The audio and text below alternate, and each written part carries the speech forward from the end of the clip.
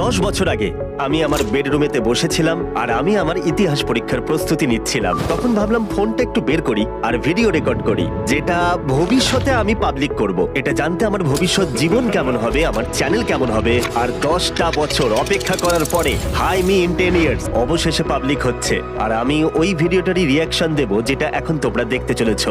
তাই চলো শুরু করি। হাই, আমি 10 বছর পর হাই, আমি ভেবেছি এই ভিডিওটা আমি আপলোড করব Wow. এখন থেকে 10 বছর পরে। আর তাই আপনারা এই ভিডিওটা দেখতে পাবেন 2025-এ। ও মাই আর গড। এখন 2015 সাল। ও এটা তো দারুণ। দেখো আমি কিরকম দেখতে ছিলাম তখন, পার্থক্যটা দেখো একবার। আমার তখন কোনো দাড়ি ছিল না, কোনো গোঁফ ছিল না। যদি আমি মরে যাই তো কি হবে? ও, তাহলে তো এটা বড়ই অদ্ভুত লাগবে। সৌভাগ্যবশত আমি মনে নেই। খুবই ভেবেই তো আমার টয়লেট পেয়ে যাচ্ছে। যাই হোক, চলো দেখা যাক যে যদি আমার মিলিয়ন সাবস্ক্রাইবার না হয় যখন আপনারা ভিডিওটা দেখছেন, তাহলে আমি ভাববো আমার জীবন শেষ হয়ে গেছে। বলতে গেলে আমার কাছে প্রচুর চ্যানেল আছে যার সাবস্ক্রাইবার মিলিয়ন, আর